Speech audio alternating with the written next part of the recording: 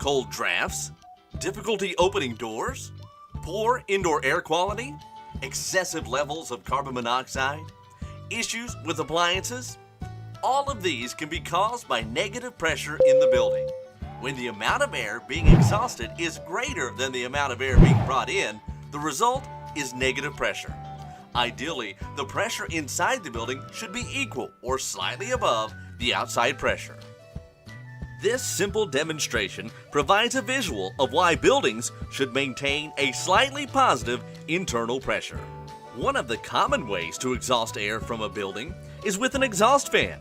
Exhaust fans remove air but don't replace it, which causes the building to be under negative pressure. As we can see in our simulated building with poor indoor air quality, when we turn on an exhaust fan, it has very little effect on the overall space within the building.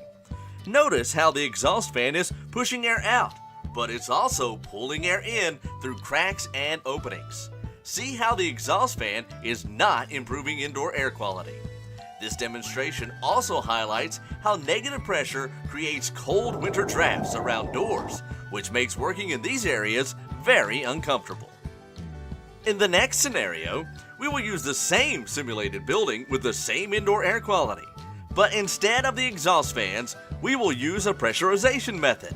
This will demonstrate the performance of rapid engineering equipment with building pressure control. With our simulated building now pressurized, it is clear to see that the contaminated indoor air is being pushed out through building cracks and openings. Notice how quickly the entire box is clearing.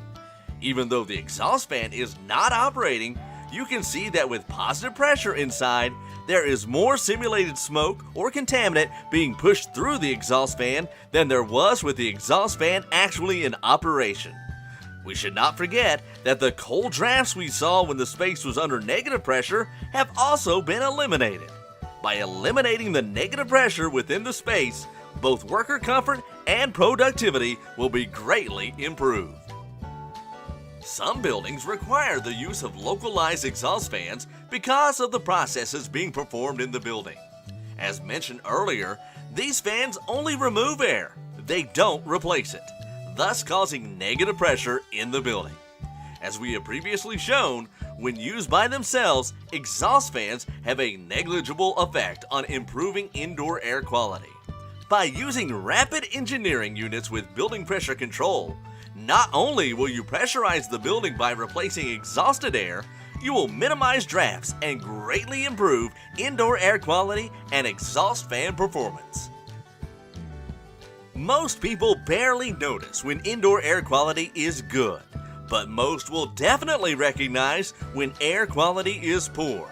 With reliable equipment from Rapid Engineering, your building can go from this to this.